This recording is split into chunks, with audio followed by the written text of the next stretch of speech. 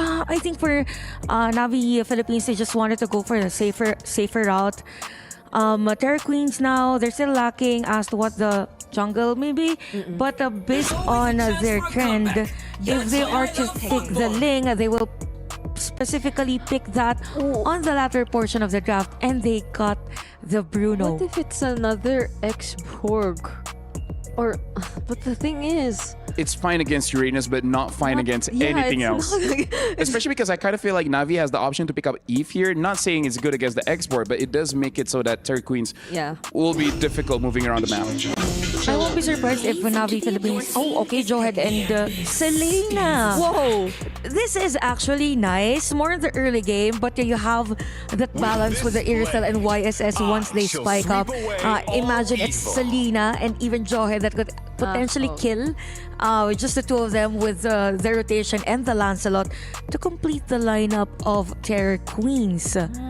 Well, I was mentioning the Lancelot because we do see that there's not a lot of crowd control here. In fact, it's only one really where you can toss them up. But thank you very much, Chantel, as well as Brigida. But now I got to give it over to Athena as well as Mirko to start with the second match of the day between both teams. And we're going for the Clash of Queens here. It's Navi PH versus Terror Queens. Yet again, it's Athena and Mirko here. Let's go then over onto our Land of Dawn for the game number 1. Let's get through it here again. Navi Philippines with their composition. This is already, I would say, kind of non-Navi Philippines-like, right? They usually play for neutral objective. This is a very brawly composition. So expect a lot more team fighting. Expect an active Navi Philippines. Definitely. And with the Jawhead as well, they pointed out, what about the crowd controls? What about, you have the Selena here for Amor. And so far, we seen the Selena earlier this day. It didn't really work out to the favor of Navi MWI. But for Navi PH, will they be successful with that? Let's see how will they face themselves. Especially you need to bank on those early arrows, early pickoffs. As pick off, he will be picked off by Lunalyn here. And for Terror Queens, it's somewhat of a revenge for the Burmese trio, right? From last year's MWI. So this is their chance for redemption and of course to get revenge against the reigning queens.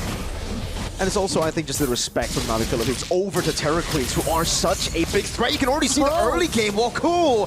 Has to go for the healing. Rui rotating over. Could have been a kill there, but Keishi walks away. Rui goes for the puncture. Doesn't have it. Good Thorn Rose to escape the ejector as the Lethal Wanderer takes the big Abyssal Arrow shot. Okay, big shots here for Navi PH and even Terror Queens. Exhausting the flicker here for Mirai. That's the kind of action that we won even onto the first minute. But looking at the emblem build right now, we can definitely see onto the Prowess of the Wilderness Blessing here for the second core talent for Selena. Enjoy it for Mirai rather and Amor. Just so they can bank more on the fast-paced rotation that they could do, right? Yeah. Again, for Navi Philippines, if you just look at yesterday's games, they were so good at setting up and stopping. They are. Or punishing mistakes, rather. Mountain Chakra comes in. Good reaction. Not Ayanami with a flicker forward now. It's going to be the Lancer Flare appeal for her, and they get Ku out, but the setup is gone. Navi Philippines again showing what made them such a force to be reckoned with yesterday. Great setup. Rui forced to use the Phantom Execution defensively. A camp stolen by Ayanami in the mid lane. The Abyssal Trap gets first blood for Amor. And they're not stopping there. Now they're stirring up the purple buff, not Ayanami, deep into the jungle of Terror Queens. Another arrow will hit. An ejector, an arrow, everything, and they dive under the turret this time. Ku won't be able to evade from the arrows of Keishi. Rui goes in for the puncture, but this looks like already a desperate move. Only now has she gotten level 4. Calculated advantage here for Navi PH. That level of tempo, and that's the perfect combination, right? Plus addition of Keishi there, just stealing off the purple buff. Let's take a closer look here on their instant replay, where that was just full-on massacre here. 4 members committing on to getting kills. Speaking of which, onto the live right now. Lunalyn and Rui trying to run away. Arrows thrown away. Puncture dash in again from Amor. That's a double kill. 3 minutes in, they're gonna go for the Another camp one. steal again. Mirai Koshi. walks up, has a missile. Whoa! Rui actually walks up. Sakoshi is gonna be dove on by the jaw, hit the ejector into the trap, and Keishi gets a solo practically on Rui, who was trying to run away. They're hoarding as much as numbers as they can here for Navi PH. It's like a buy one, take one. Yeah. They see one, they take another one here, Oh. and there goes another one. Unstoppable force this time. No more CC to get him, but they don't care. They go past the healing. They just deal that much damage as Ayanami continues to just aura farm down below. We're not yet 4 minutes into the game. That's an 8-0 kill score, and this is what we're talking about. As you know, women love to shop. Oh, yeah. We see sale or buy one, take one. Let's go for that, right? And they're grabbing each and every opportunity here to shop some numbers here, especially for Amor with a 5-0-1. And yet again, here on the purple buff, we could see some pressure building up. Arrow to hit the purple. Okay. Whew. See, I know you like to shop, but that would have been literal steal, right? Like, Yep. oh man, that could have been real bad. Turtle taken, Raging Sandstorm defensively. KG with a Mountain Shocker gets the kill. It's a killing spree as the Abyssal Arrow goes wide, but Lang is forced to back away. Sakoshi is forced to play football all alone. Oh, the arrow. Okay, Sakoshi gets a sliding tackle to away from him, and look at Ayanami again. Going in, does it get the orange buff? Unstoppable force, and the ejected with a smart missile. Almost taking Rui down, but she's able to escape. So hard to read right now. This is such a shock for us, especially for Terra Queens. They managed to get a 2-0 yesterday from their first match, but against Navi PH. It's like they're being played around. Looking at the goal difference right now, all of it understandably. 5 minutes in the game, onto the side of Navi PH. Let's highlight the gold laners as well here. Look at that aura. Yeah, and the swag as well here. The Bruno doesn't have anything to do. Oh, no. But play with herself right now with the boss. And look at that, the football. Just, I want to play, you know. I just want to try and spread my wings right now. But it isn't happening. Not Ayanami is always there, putting pressure. Yup. Unstoppable force. That's an ejector into the trap, and they bypass the healing again. Ayanami picks up a kill, continues to stand there, taking the damage and zoning everyone from Terror Queens away. Oh no. Seal? Situation isn't in the favor of Terror Twins. Navi PH on the other hand, this is non-stop roll action, Mirko. They're just not Ayanami doesn't want to go home. Nope. She just wants to like chill here, just find the right targets. Sakoshi having a hard time here. She can't even clear off her own minion wave. Continuous arrows and crowd controls here. Yeah, you know what? Like, when the players walked in, Athena, Renmar, me, and Eterna, we were watching, and I remember Renmar just saying, man, look at that aura. Look at the aura of Ayanami. They know. I thought that aura wouldn't be able to be beaten. You know, you can't beat that. Turns out in the game, she's able to beat her own aura in real life, taking a shot. 4 members on her. Doesn't matter. Another Lantern Flare only heals Ayanami. 4 members baited into the world. He comes in, and it's a dive from Amor to get a monster kill as the turtle gets taken for free. Shinoa just diving in. Another arrow lands as Mirai goes in for the missiles. The ejector not going to be used up. An arrow from the side. Navi Philippines 15-0. An official wipeout here for Navi.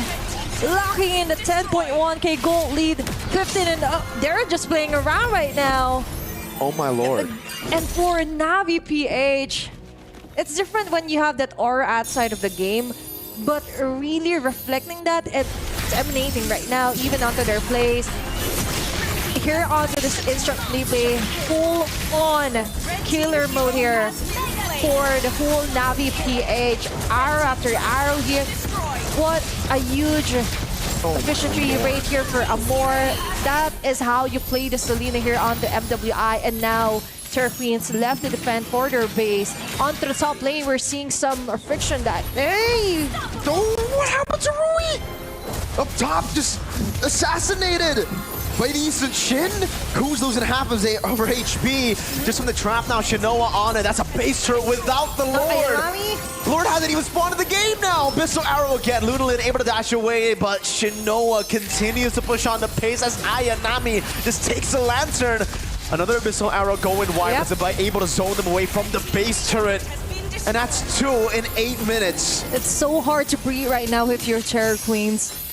Each and every lane that you would want, even if you're the Lanzot, it doesn't matter. Navi Page will still close down on you, and looking at the damage taken ranking, understandable for not Ayanami. Just banking onto this stacks as well. Look at her, just if it's enough that she's just standing, what more if she's inside the clashes, right? And she's not really what you want to target. Wow.